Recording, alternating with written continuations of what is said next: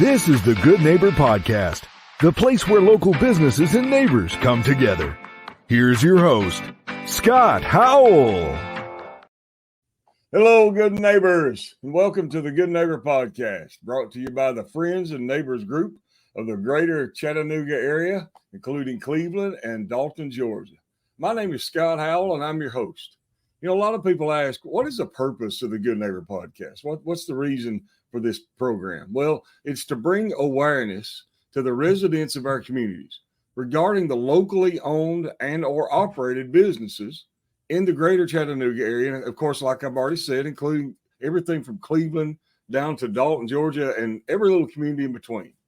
You know, small local businesses are the backbone of our communities, and they need our support. And every local business has a story to tell.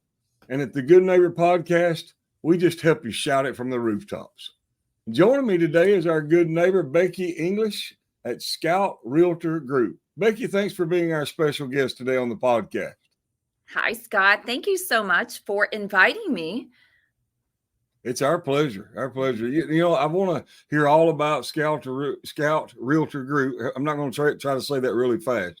Scout Realtor Group. My tongue, the way it gets all twisted up, I have to slow down a little bit sometimes. But but before we dive into that, can we just give you an opportunity to maybe tell us a little about yourself and your family? Sure. And let me just say too, you can just say Scout. Scout Realtor Group is a little bit unusual because we went with Realtor Group instead of Realty.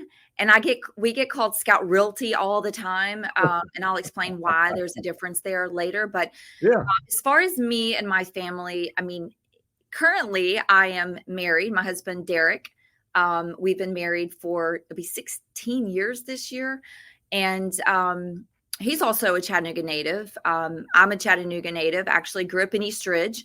Okay. And, I'm an Eastridge High School graduate. And interestingly, so is my mom, my sisters, and my mother-in-law was as well. So I'm a hometown girl. I could never move away from Chattanooga. It was besides my family, I was close to my dad. My dad passed away a couple of years ago, but I was a daddy's girl, and I tried to move, went on a couple of excursions to look for places to live and took jobs, but I just couldn't do it. So I love Chattanooga. I plan to be here, until the end. But, I have a stepdaughter, and she got married last year. So maybe she and her husband will start a family soon. She's in Asheville, North Carolina.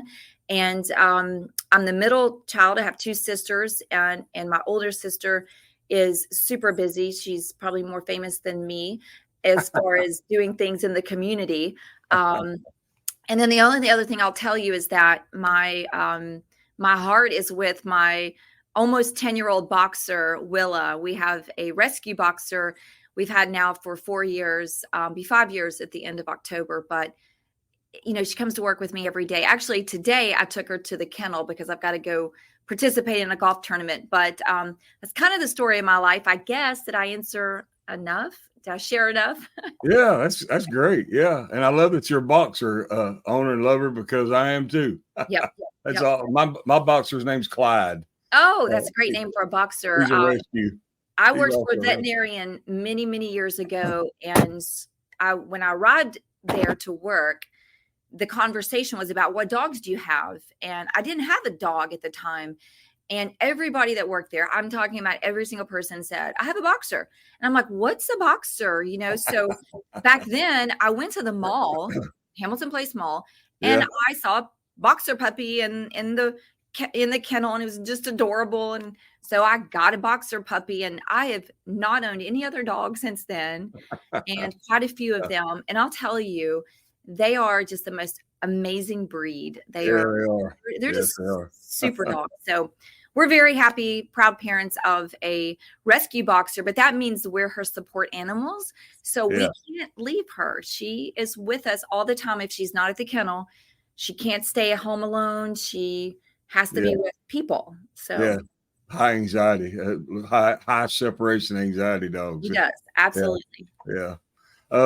Well, I tell you what, let's just dive in then and talk about Scout Realtor Group. Tell us all about it. Oh, wow. So I have to take you back a little bit further. So in 1997, I went to work for a company that did real estate acquisitions and mergers and did redevelopment. And so that was in 97. I was 23 when I took that job. And I was kind of thrust into the middle of what real estate was all about. I didn't have a clue. I grew up, I tell people this a lot. I grew up watching Gloria Sutton Realtors on the weekend and loved the TV show. Century 21, they had the gold jackets. And so I knew about real estate, but I really didn't.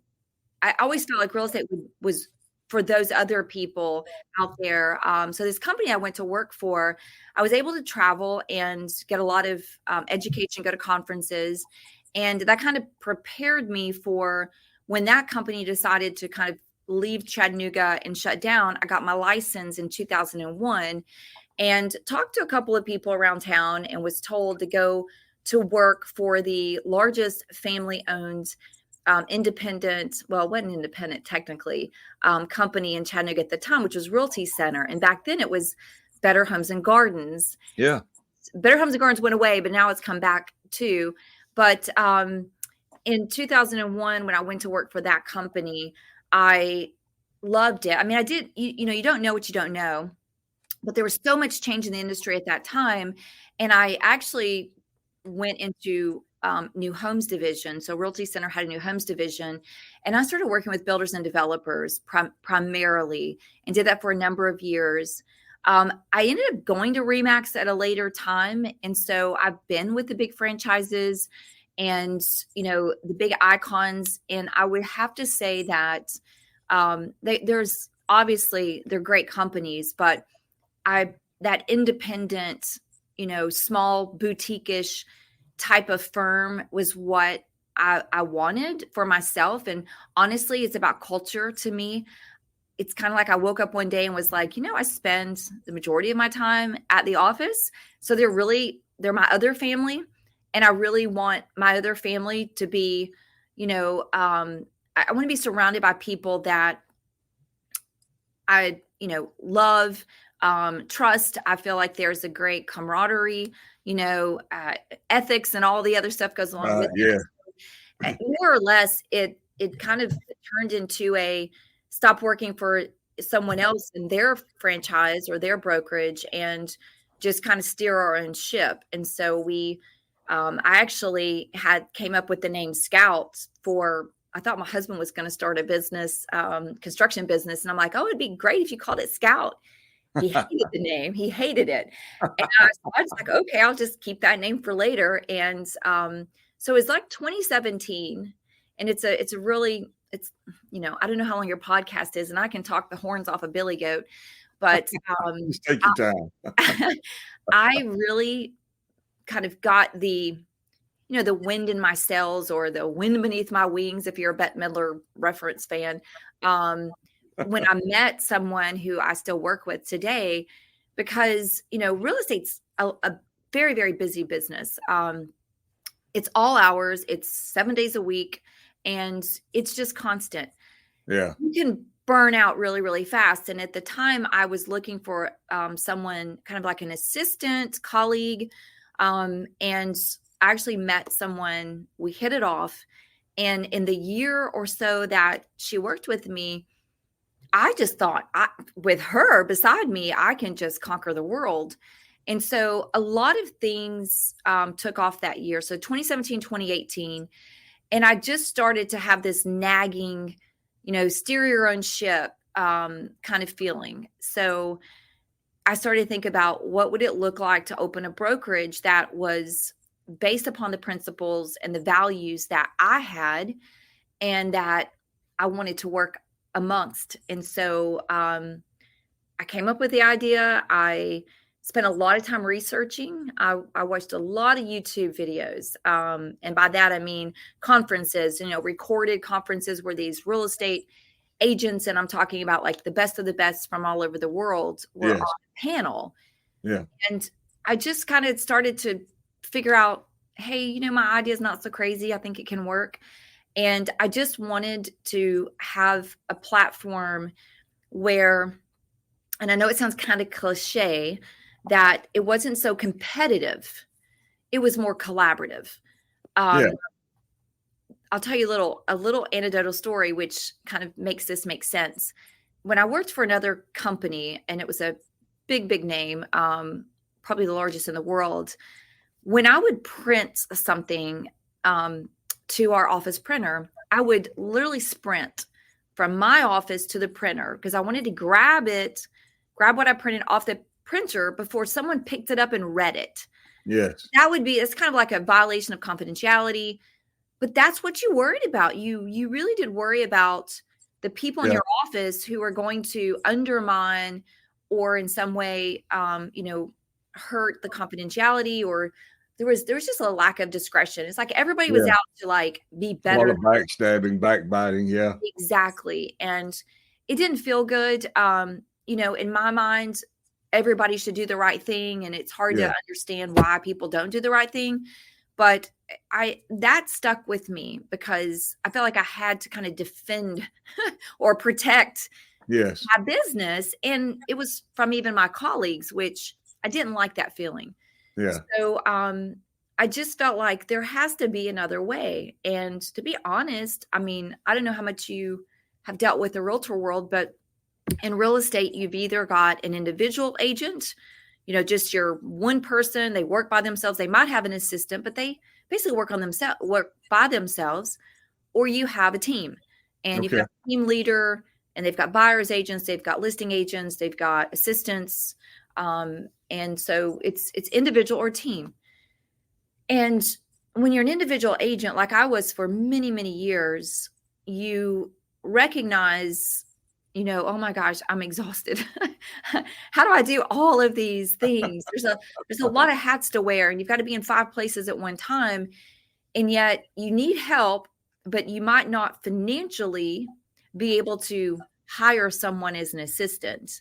If you partner with somebody, that's a whole nother can of worms, because we're all independent contractors in real estate. Yes. You're kind of putting your eggs in somebody else's basket, and that doesn't feel good either. So I just came up with and bounced it off the wall with many, many other brokers and agents that I respect. And I just said the collaborative concept, I think, can work. Very similar to like a law firm. Like a law firm has attorneys that specialize in taxes, estates, workplace lawsuits, different kinds. So why can we not have the same thing under one umbrella of a real estate firm? Right. Agents who do different things, but occasionally come together and collaborate on a specific need for a specific client. And that's what we do. We're collaborative. Well, that's great. I mean, anybody who works under that umbrella, then it feels comfortable. Doesn't feel like somebody's trying. Now, I've never worked in real estate, so when I said backstabbing and backbiting, that wasn't from my own personal experience, but I have worked in other corporate settings in sales, and you feel like that people are, trying to peek around the corner all the time, looking over your shoulder, trying to see if they can kind of grab something before you get it. Yeah. Eavesdropping. I mean, in the world of real estate, if you are on the phone and you are having a conversation with a client, you never know who's listening and who's going to use that information. And I mean, it happens with emails. I mean, I'm the person with a broker that I've had to talk to title companies, I've had to talk to mortgage companies, and I've had to say, you do realize you have violated this person's privacy and confidentiality. And I get a lot of, well, you're the first person to say that. And it's like, well, because a lot of people just don't really pay attention, or they just go along to get along, and all they're wanting to do is get to the closing table. But we really do and should police our industry better to provide that higher level of service and confidentiality and discretion that is pretty thin in most companies, I think. So I harp on it a lot within my company. I I think that's important to anybody that's out there trying to sell, especially if you're trying to sell your house. If you're trying to buy one, definitely. But if you're trying to sell your home, you want to know that someone's got your back, that someone really cares about what, your experience, what you're going through. So, but let's just step out of the office for a moment. Okay. You told me about your dog, your husband, your family, all. So what does Becky English do for fun when she's not actually helping someone buy or sell a home? Gee, Scott. Honestly, is there any time when you're not trying to help somebody buy or sell? It's may be embarrassing to admit this, but and we talked a little bit earlier. Really, my fun. I have this unquenchable thirst for knowledge and information. So my fun is actually watching podcasts, listening to podcasts. We kind of turned off the television years ago. We don't watch the NBC, ABC, CBS, all that stuff. We watch YouTube. And on YouTube, we are able to just type in some keywords about whatever topic or subject we want. I mean, for example, we were talking about wouldn't it be great to take a trip to Greece? Well, we typed in Greece. Guess what? You can watch hundreds of people backpack across Greece, and you're like, wow, feels like you're there. Same thing with Scotland. Just keyword topics. This is probably not gonna bode well for me, but last night my husband said, "Oh my gosh, the Tom Brady roast. Did you?" And I'm like, "What?" He's like, "You got to watch it. It's Netflix." And I'm like, "Well, we turned off Netflix a long time ago too, but you go to YouTube and you can see some clips and did you watch that?" So that's my fun, honestly, is just, on the computer or on my phone. I listen to a lot of podcasts, and I would say that I am probably 50-50 on the topics of kind of real estate and what I would say is the Huberman, Friedman, Jordan Peterson, you mentioned Mel Robbins, Diary of a CEO. I do about 50% of those. And I do 50% of my faith and love my sermons, love my podcast. I mean, Adrian Rogers and Charles Stanley. That's what I know. That's the balance that I need. And, in the mornings on the way to work, I'll listen to Moody Bible. So I do that. That honestly is my fun because it pours into me and lifts my spirit, gives me ideas, motivates me. And so I'd say that's my fun. If you talk about anything physical, it's probably cleaning my house or taking care of my plants. Because I am a house plant nerd, especially with orchids, and I learned that on YouTube. Nothing wrong with that. Nothing wrong with that at all. No. That's my fun. I want to go just a little bit more personal now because you talked about, your journey in the real estate, and you talked about that. But, looking back over your life, whether it has to do with work or personal, is there any time in your life that you've experienced maybe some hardships or we might call them life challenges that now that you came through them and you look back over your shoulder, you realize that you're better or stronger for what you endured? Absolutely. But it's hard to speak to specifics. And I like to think that the way that God created us is he, you kind of put those hard, tough experiences in a box and compartmentalize it so that you don't dwell on it, because I definitely don't dwell on things. I mean, I have really close friends who will remind me, you overcame that. I'm like, oh yeah, I forgot about that.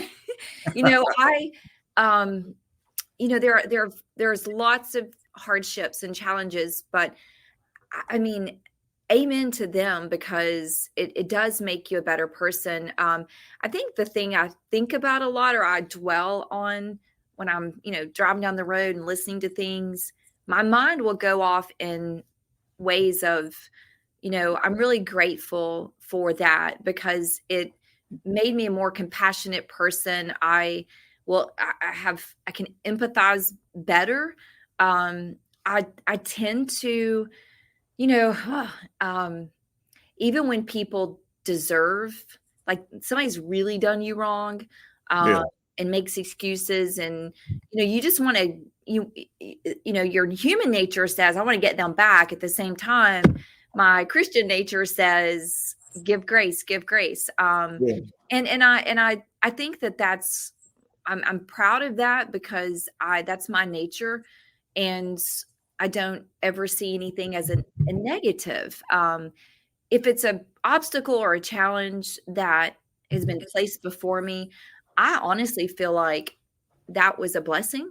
There was I'm trying not to talk specifics, but there was a situation several years ago, like in 2018, 2019. And, something I'd worked on very hard. I had, this was a dream. I literally came up with a wonderful concept and spent hours upon months and years on it, only to have it kind of in one fell swoop taken out of my hands. And it kind of felt like having, your child ripped out of your arms, and somebody's going to raise it, and you would never get to see it again. And oh wow, it felt like such a gut punch. And yes, I was a little nauseated. I caught myself going, oh my gosh, did this really happen? Am I in a bad dream? Wow. But then what happened was I had this immense amount of peace, that it was just like, well, the Lord's taking me from here and sitting me over there, and he knows best. So I'm going to accept it. And I did. And, I'll say that for that 1 week, I still walked around a little dazed and confused, but I literally came to the conclusion of there's something better around the corner. And that's just kind of how I approach really everything in my life now. And I think that's largely due to the fact of where I am, in my faith. Yeah. That's a good attitude to have. You can't buy a good attitude. That's for sure. And that mindset, you talk about God a lot. And one of the things in the Bible it teaches us is there's certain things to think on. Yes. And they're all good, positive things. They're pointing us in the right direction. And, it's, and I'm sure it's a good atmosphere to be around you. I can tell just by the way you talk and the way you do. Just, they say you're kind of the sum of the 5 people that you're around the most. And so I'm sure it would be great to have you in a group of those people. Somebody with that kind of attitude is very refreshing. Well, thank you. My pleasure. Yeah. I'm sincere when I say that too. Very sincere. Well, I've been blessed to have absorbed, I think, my mindset from people and women and men who I've been around that have, and when people ask me about a mentor or who I look up to, there have just been moments, I'm sure you know this too, where you've met somebody and you've had this like awe. You're like in awe of them, their peace, their calm, their professionalism, their grace. And I've had those instances in my life, and it's made the most difference in who I am, because I took that moment and was like, wow, this is really, I want to be like that person. And so, once you see something, it feels good. It's almost like you want to bask in that warmth.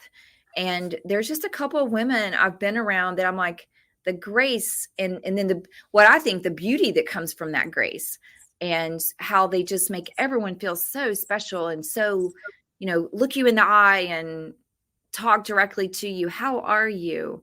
What can I do for you? I mean, that's been poured into me. And so my goal and what I try to do is just turn that around for other people. And that's, that's not a burden. That is actually a true blessing to be able to do that. So anyway, sorry, sidetrack. No, that's okay. I mean, it's the truth. We've all had people in our life who influence us one way or the other. Yeah. I've came through things I call hardships. If I went into detail and told you what they were, you might think, well, that don't sound like anything, but it was a hardship to me. Yeah. And it's something I struggled with. And I remember one particular struggle I went through, and it was well, anyway, I won't get it. I won't even mention the details of even overview of what it was, but it was a real bad struggle for me. I went through it, and I seemed like I couldn't get it out of my mind. Right. I just could not get it out of my mind. Every time my mind went idle, if I was at work, if I was, playing, whatever it was, every time my mind went idle, it just went right to that. I was so hurt. It was so hurt. And, but I finally had to realize, that I have control of my thought. I thought I didn't have control of my thoughts, but I do, because, it's like what you're saying.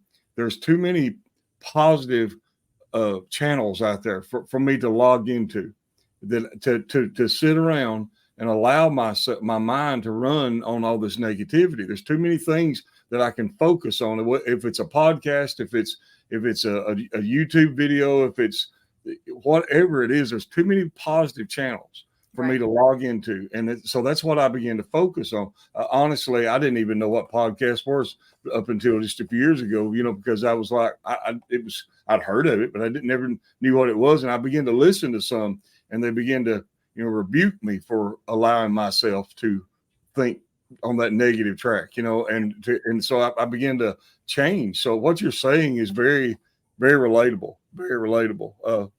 But Becky, if there was one thing that you wish our listeners knew about Becky English and Scout Realtor Group, but they wouldn't know it unless you told them, you'd like to shout it from the rooftops, what would that be? Wow. Our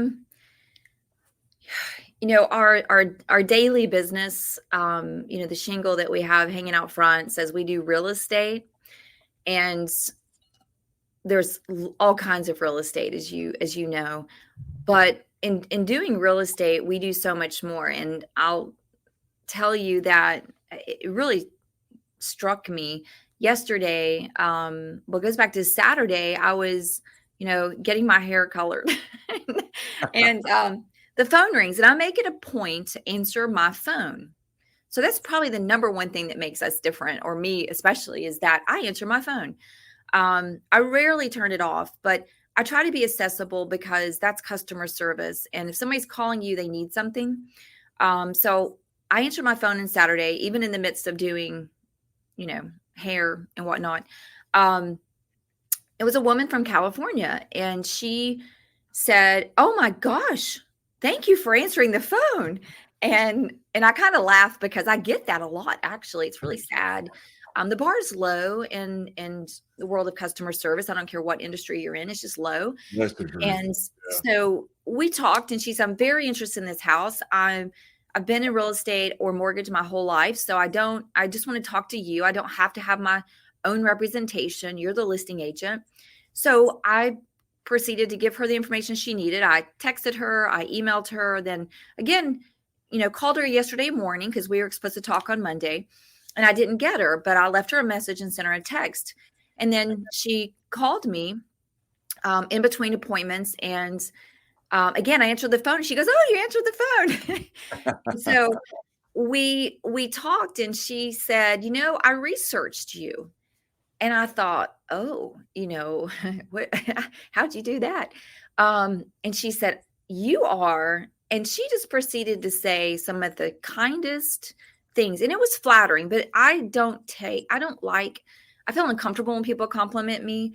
But she's like, "You're high octane, and you're a woman about town, and you do all kinds of things, and people rave about you." And I was like, who are you talking? Like, where do you get this? Who are you talking to? So, I think that the main difference is we are real people. We are, we go into people's homes. And first of all, that is an honor and a privilege. And I think the majority of people get nervous. I mean, one thing about me, Scott, I grew up blue collar. I say that I thought I was middle class growing up. I think we were low class. But at the same time, I really felt rich. I never wanted for anything. My parents were both blue collar, but my parents worked hard. Both parents worked. Yeah. Had 3 daughters. We never wanted for anything. My dad was my ball coach. We went on vacations, we went camping, we drove across country, went to the Grand Canyon. That was not a fun trip, but we wanted for nothing. But I'll tell you what I didn't have. I didn't have that. I understood that whole other world of luxury homes and whatnot. I didn't grow up that way, but what I did have was the understanding that some people feel uncomfortable with strangers, or they feel uncomfortable. They feel like my house isn't nice enough, or I need to do repairs. And, I like to say that we approach that with a lot of humility and a lot of just realism. Like, let me tell you, I go in a lot of houses and there's not a lot of spick and span impeccable houses out there. So you're just a normal person and don't feel bad. I wish that I could make more people understand that, because I've walked into homes before and I have just read the person, and you can just tell it was almost like just being on a national TV show, because they feel so exposed that you're in their personal space. Yes. And I try to make people feel comfortable. I think that's what we strive for most, is just to be real and to walk that journey with somebody, holding their hand alongside of them and saying, we're not judging you. Actually, we're here to help you. Whatever it is you need to do, I promise you, we have the resources and we can do it. And it's not in a, we're better than you and we'll fix you kind of way. It's like, because we've done it ourselves. I mean, yes. We all put our pants on the same way. And I think sometimes people think that we are a little hoity-toity, but we're not. And I do luxury homes, but I've done homes that have sold for $60,000. We do everything. And the trick is that everybody gets treated the same way. That old adage, talk to the janitor the same way you talk to the CEO. That's the way I was raised. And that's the way I am naturally. Yeah. If anything, I'm probably the opposite. I probably talk to the janitor better than I would talk to a CEO, with more reverence, because I respect people, blue collar people. I respect people who are paycheck to paycheck, who are, just trying their best to hold it all together, because this economy is tough. Yeah. We're all suffering. And so I think that's where we're most different, if that makes sense. I understand. Yeah. Well, Becky, I think the thing to do right here is just tell people how to reach you. How do they find you, online or offline? Well, online, we have a website. So our company is scoutrealtorgroup.com. And we're also on social media, Instagram and Facebook, also on LinkedIn. I don't do anything else. I'm not going to do that TikTok stuff. You won't catch me there. And, email, my email is Becky@scoutrealtorgroup.com. But our office number is 423-541-2800. So you can just Google us. We do have a Google business page. Just checked it out the other day. I think we've got a 5.0, 5 stars. I guess that's the way they do it. But we have about 24 agents in our office, and those 5-star reviews are not just me or my husband. They are agents in our office who very much subscribe to the way I've shared with you that I feel. We are very like-minded. Our culture is very much the same in terms of we are servants. I feel like I'm a servant leader, but we're all servants for the public and for the community, and that's where we thrive. So you can also find me on the corner of Chestnut and Main Street, downtown Chattanooga. So we're in one of Corky Coker's buildings. Love our office. It's an old brick building. It's close to Finley Stadium and the Coker Tire Museum. Main Street, Broad Street, so we can walk to places to eat. It's a really, nice. Really cool spot. Yeah.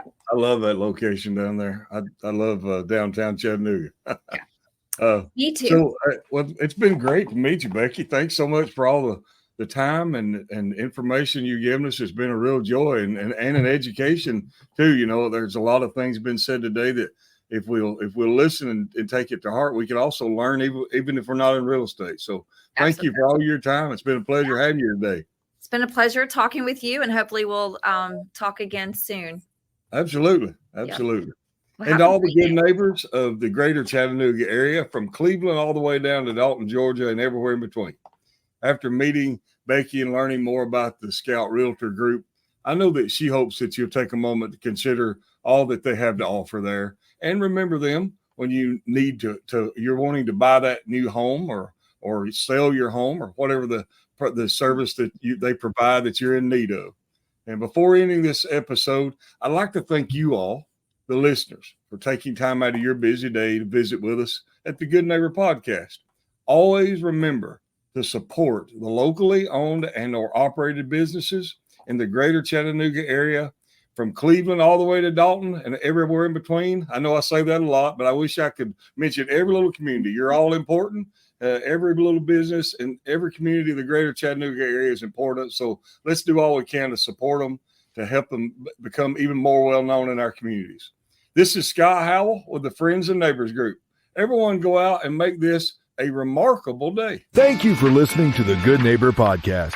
To nominate your favorite local businesses to be featured on the show, go to gnpcleveland.com.